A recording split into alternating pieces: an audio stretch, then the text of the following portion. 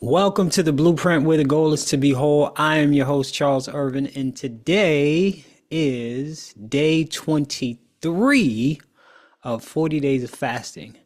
Um, Man, it has been an incredible couple of weeks going through this process, just in terms of getting through it. This has been a challenge, something that I never thought, I'm sorry, something I never thought I would be doing, but I'm here and I'm doing it, trying to get my stuff situated. It's not working the way I wanted it to, but praise God, we are here again. Today I want to talk to you about something I seen on a podcast. Um, and it's not necessarily something that's new. Uh, it's just when conversations are being had and words are being used, things always kind of perk my attention, and just the nature of the conversation was about relationships. And I talked a little bit about, marriage yesterday, and I do want to go back to that real quick because I did, like I said, I was going to go back and, double check to make sure that what I had shared was correct, about the mothers who were mentioned and those who weren't, and kind of the reasons why. There were mothers who were mentioned, um, whose sons had done evil in the eyes of the Lord. But as I had done some research, there was a couple reasons why, or at least they had alluded to, that there was with the Davidical line, King David's line, kings of Judah, like 17 out of 21 of them were mentioned. And the reason was because they wanted to be able to trace the genealogy of Christ back to David. So they would introduce the mother and the father, because you would be able to see where it came in. And you see that with the genealogy of Christ in Matthew, I think it's Matthew, where they show all the different parents that leads him back to Christ. But with Israel, they didn't always do that. But the mothers that they did mention, whose sons had done evil in the eyes of the Lord, they had said, they were alluding to what I was saying, that God did that because he wanted to show that there were the significance of mothers and how they play a major role in how their sons turn out, whether they follow God or not. And I didn't know that there was a specific office called Queen Mother. And that gave you a lot of power and authority in the realm of the kingdom in regards to different things that were going on and decisions that would be made and so forth and so on. So they had a lot of influence and things that they would influence the king on. So again, what I had shared wasn't inaccurate. It was just, I was sharing what I had noticed. I didn't notice the mothers who sons had done evil in the eyes of the Lord. That's why I was like, wait, I got to go back and check that, because I just want to make sure that that's accurate. So I was sharing with you something that I just noticed. I noticed the parents more, the mothers more, of the men who had done what was right in the eyes of the Lord, but the ones who didn't, I didn't notice that much. And it's probably because from what they had shared, they didn't mention them all the time.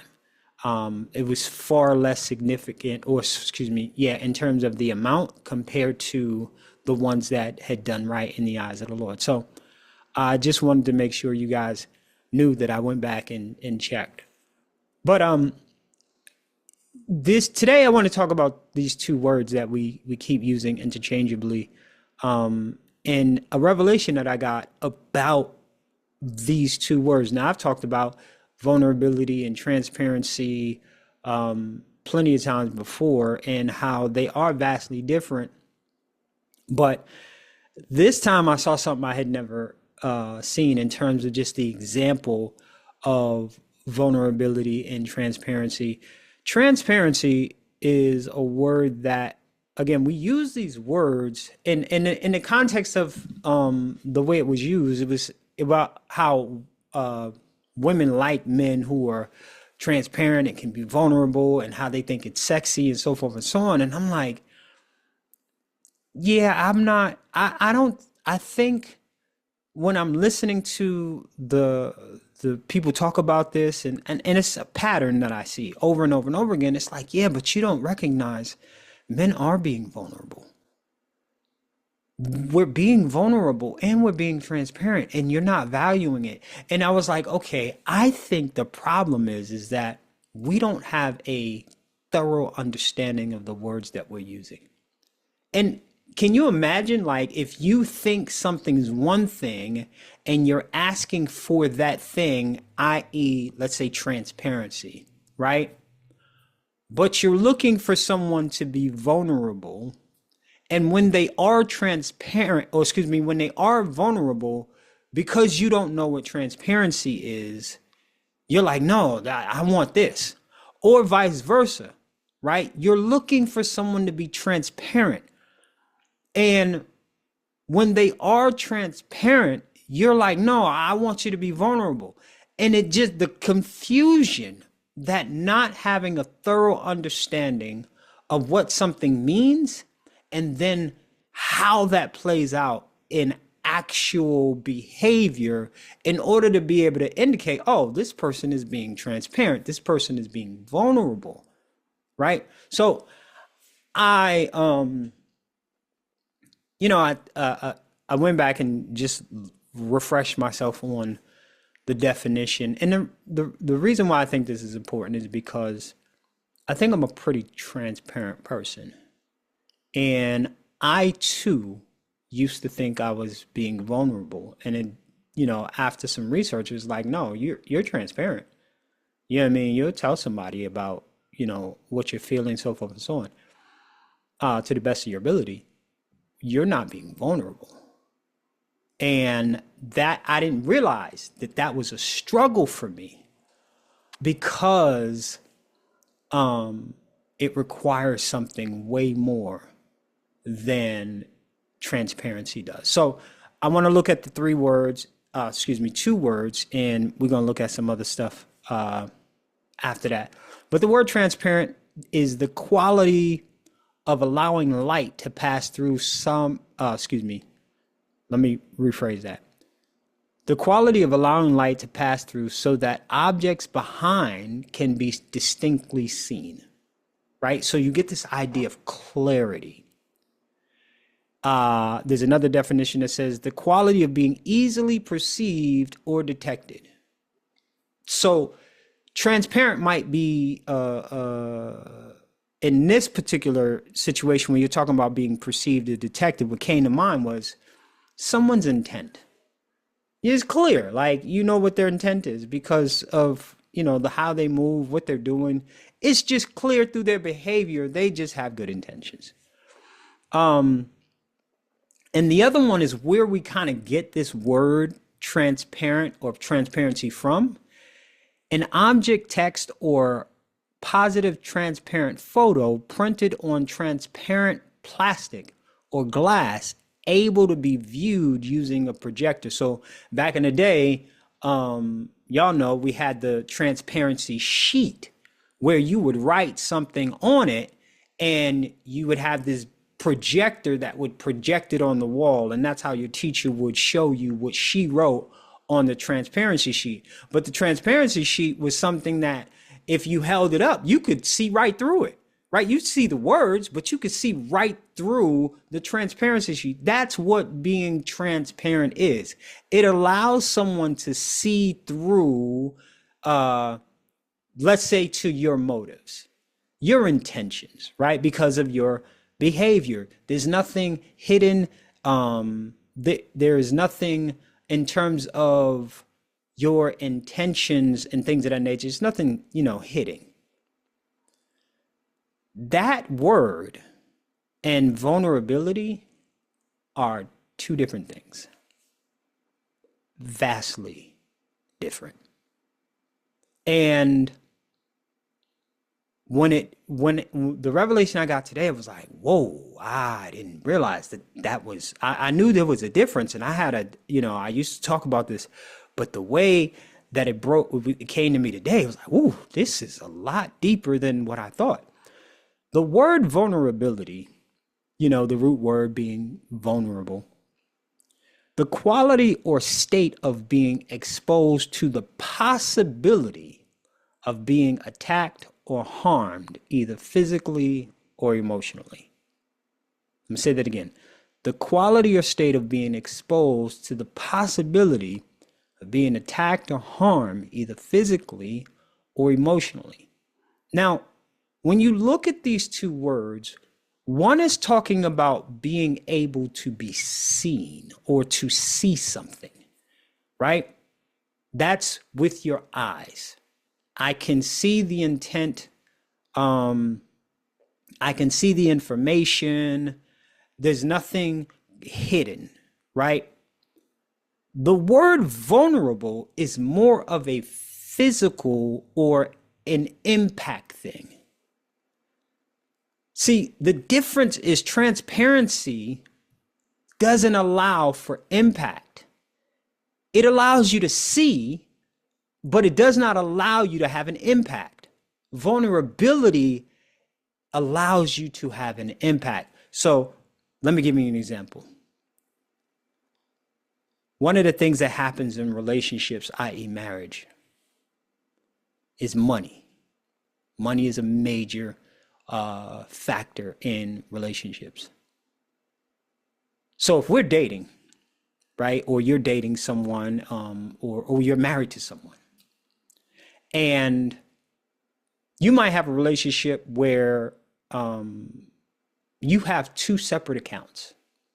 She has her money, you have your money, right? And you may or may not have an account where you put bill money together, right? You put money into account, she puts money into the account, and that money is strictly for bills.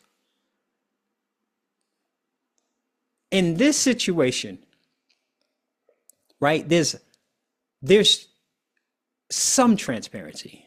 There's not a lot of transparency. This is some transparency because if you're both on the joint account where you're paying the bills, you know what's in there, right? But you don't know what's in each other's account. You just know what's in the account that you share, which you can see, right? What's in that account, but you can't see what's in each other's account. So there's some transparency, but there's not a lot of transparency.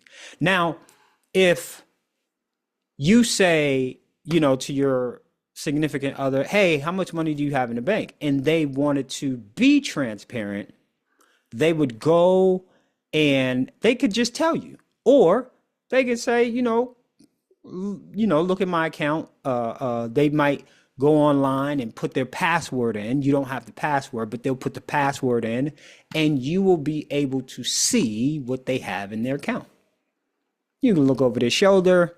You can see it's transparent, right? When you go on your phone, there's a screen where there's no information. You got to put a password to get past this wall, so to speak, this virtual wall. In order to see what's in your account, you got to put your password in. So without the password, there's no transparency. You can't see it. You get the password, you can look behind the veil, so to speak. They're being transparent. You now can see behind the veil of whatever, the virtual wall is in order to see what's in their account. You get the idea. Vulnerability is where you have full access to someone. Same example. Instead of having separate accounts and then the one account where you do all your bills in, you have just joint accounts. You don't have separate accounts. And what this does is it makes you vulnerable to each other. Why? Because of the ability you have to impact someone in a harmful manner by the way in which you behave. See, if you're on a joint account with someone, you have full power and authority to do whatever you wish with the money that's in that account.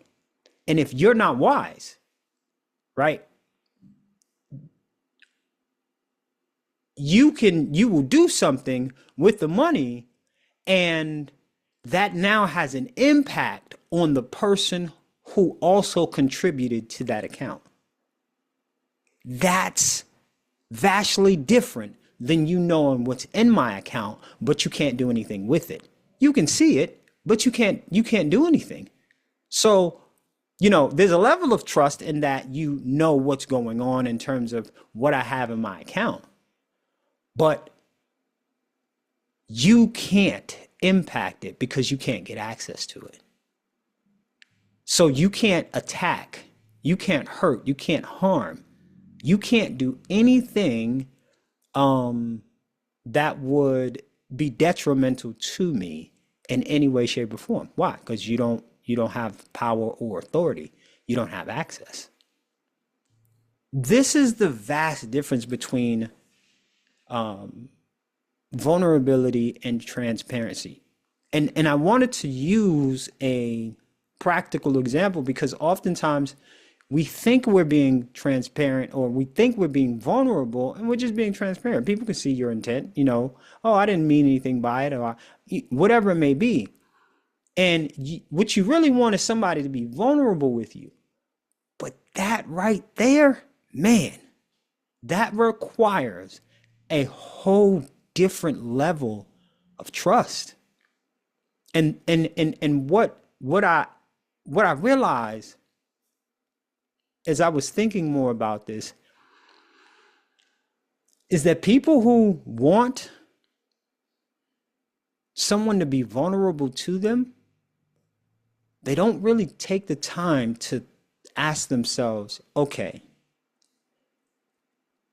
am I really someone who is operating in a manner that is trustworthy in the context of which I am asking this person to be vulnerable to me in?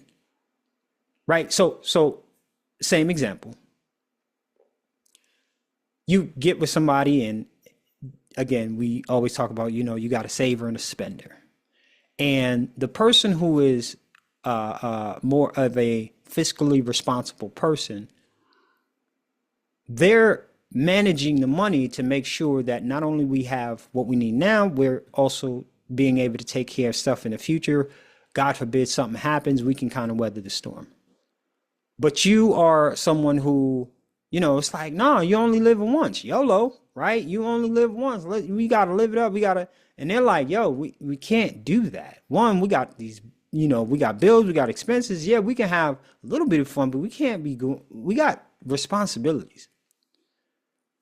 And you have this mix and match between you and the person in which you are in a relationship with, and you are someone who's not fiscally responsible, but you want them to be more vulnerable to you. You want them to, and you clearly see that they handle the bills, the way, but I want to have access to the bills, but you don't do right with your money. But I want to be able to have access. I want to be able to do this. Why are you making all the decisions? Because you don't do right with your money.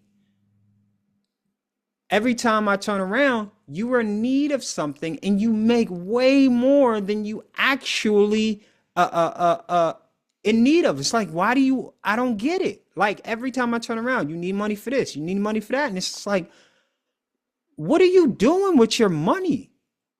Now, I'm just giving an example, right? But these are some of the real life situations that I've heard of. These are some real life situations that I've been a part of, right? It's like, okay, you want this now, and I get, well, we can just put it on a credit card and pay it later. No. Why would I want to do that? Why would I want that pressure on me? Why would I want to put myself in bondage like that? I don't want to do that. Oh, you're so boring. You don't ever want to do nothing. And then you put this pressure, right?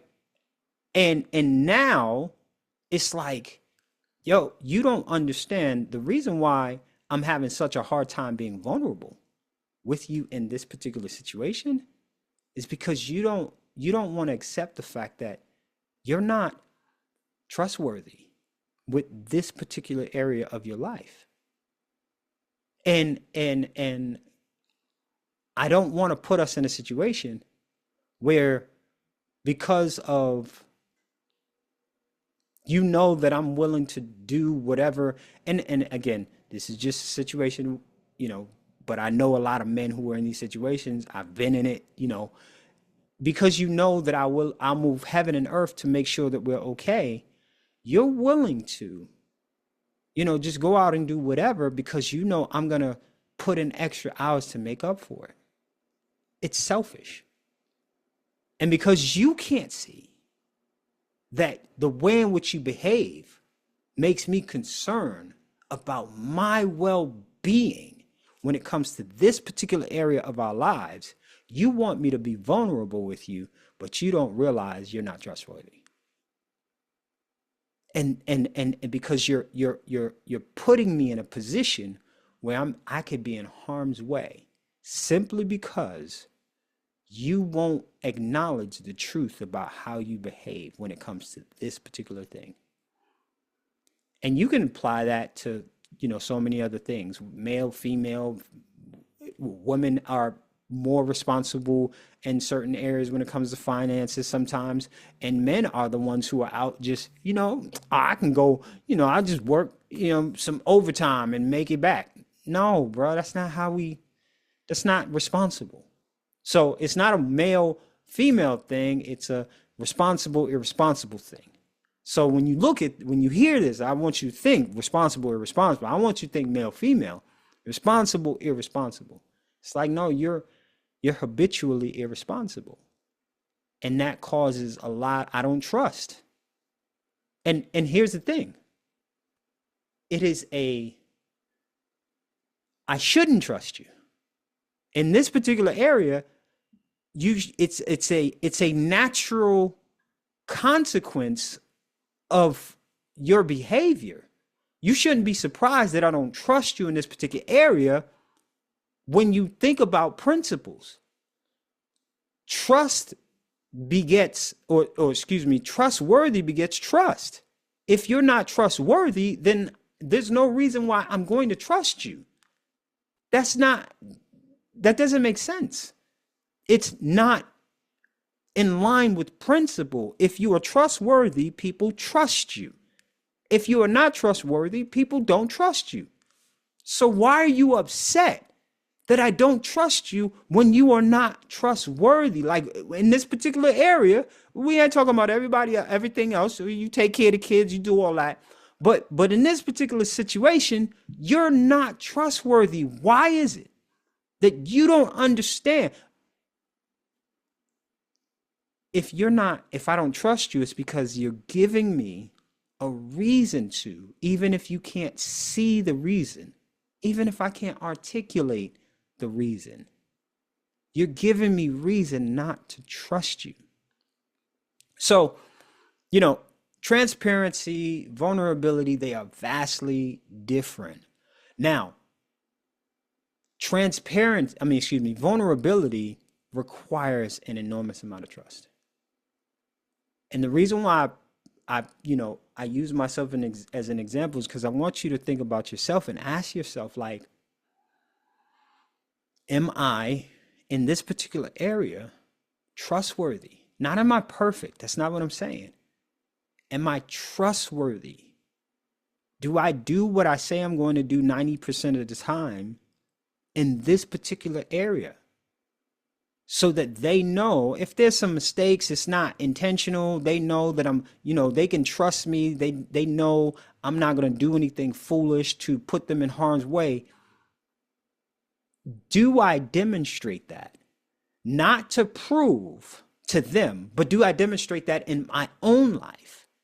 And when I say my own life, in my own personal things that I am solely responsible for and that only benefit me. If I don't, then I can't reasonably expect, just because I'm in a relationship with them, that they're going to trust me. Not to mention, what other experiences have they had where somebody hasn't been trustworthy that now my behavior is making them, or is very similar to the people that they had operated with a level of vulnerability that wasn't trustworthy. See, this right here, transparency, and this is kind of the revelation as it was being pulled apart. Transparency is just, again, it's just information where people can see something. What they cannot do when you are transparent is they can't betray you, because you haven't given them your trust for the most part. You might give them a little bit. It's like, oh, I'll let you see something, but I don't really care about that. I let anybody see this, right? It doesn't really matter. So the level of trust and transparency is very, very minimal. But when you're talking about vulnerability, now you're talking about, you want me to give something to you where you are now in a position to betray me. This is why this whole vulnerability thing is so very, very important to understand. And I say this so we can understand, why is there such a hard, why is it so hard to be vulnerable with other people?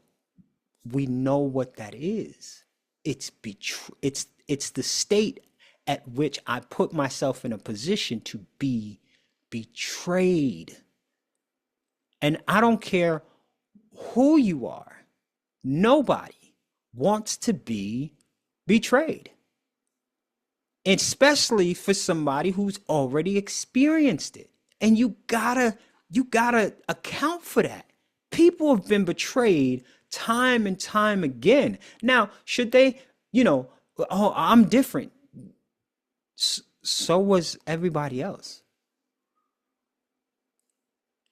And it's not about whether or not you're different.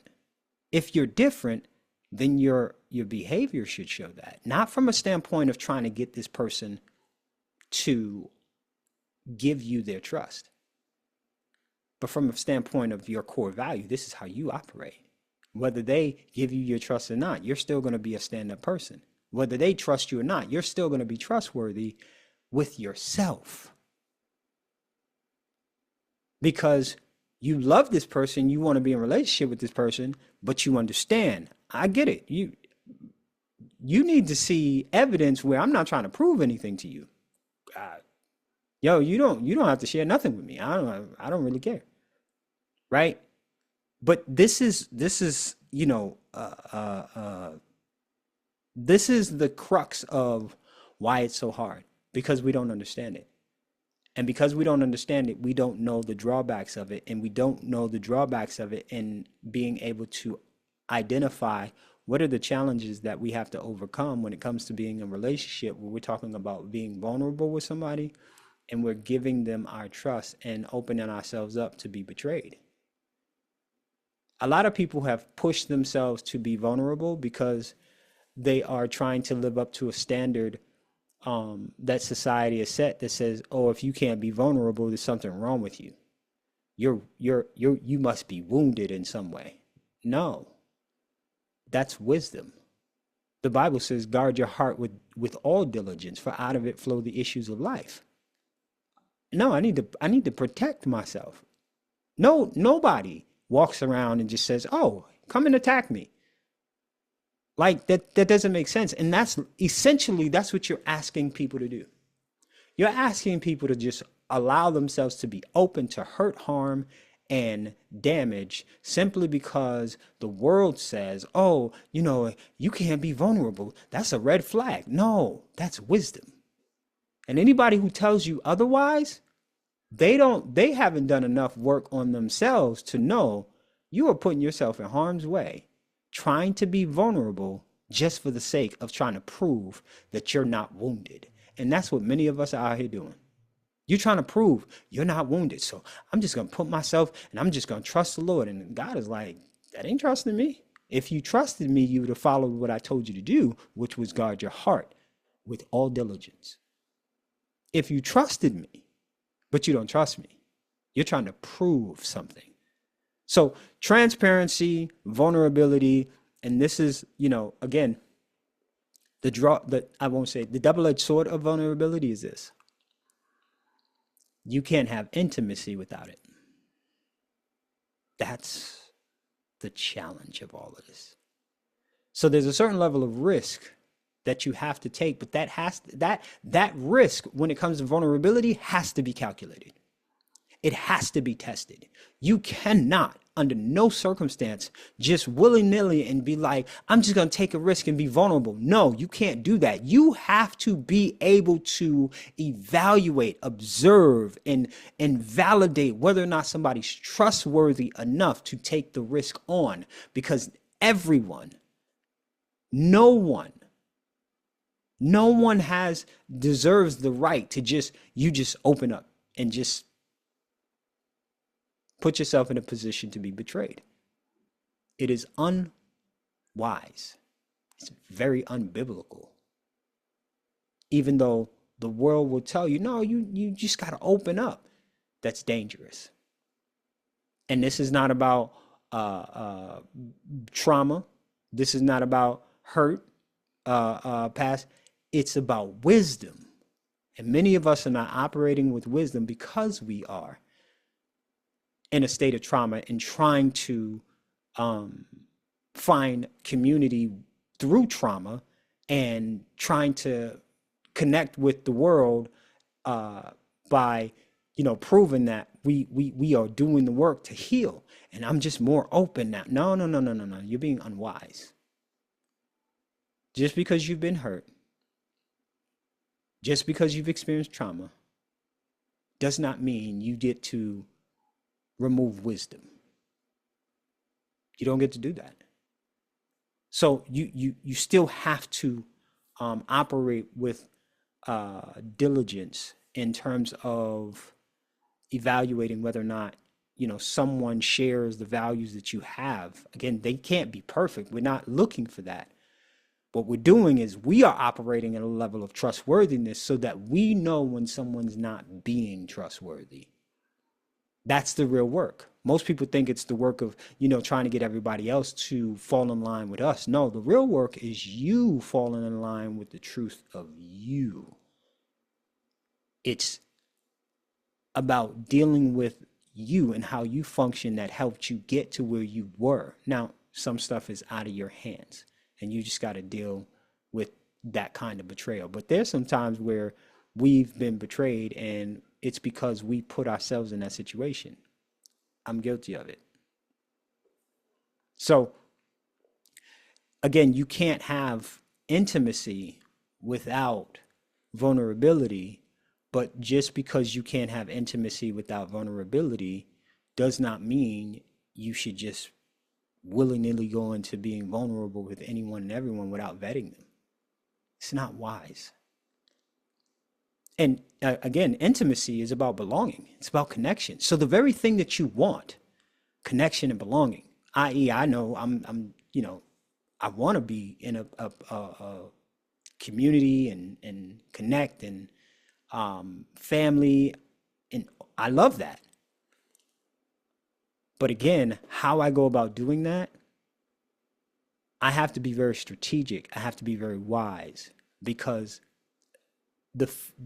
when you feel deficient in that area, you will put yourself in a situation or circumstance that is not conducive to you experiencing the connection and belonging that you want and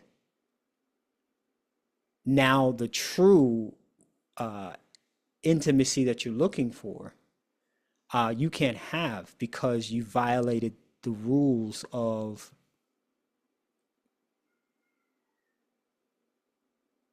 evaluating effectively whether or not someone has the values that you require and has demonstrated, not just talked about, demonstrated over a long period of time that they are someone who's trustworthy. Doesn't mean they won't hurt you. I'm not saying that whatsoever. But the foundation of who they are is solid. And that's what you're looking for. So transparency, vulnerability, intimacy, and ultimately from intimacy is belonging, connection, which is the very thing that you want, that you were trying to prematurely get through forcing yourself to be vulnerable in order to be in line with this world's narrative that, oh, if you're not vulnerable, then you are somehow, there's something wrong with you, you got some trauma, you got it. A lot of this stuff is getting you to prove something that you don't have to prove. You just have to know what this stuff really means so that you can operate effectively in your relationships. So that's really what I wanted to share with you guys today. How will knowing the difference change how you operate in relationships? The difference between transparency, vulnerability, and ultimately intimacy. How will knowing the difference change how you operate in your relationships? Let me know in the comments. I greatly appreciate it. I want to hear and see what you guys think about this, and has it changed your mind in any way, shape, or form? As always, don't try to change the world. Instead, build you, and your world will transform. Until next time, peace.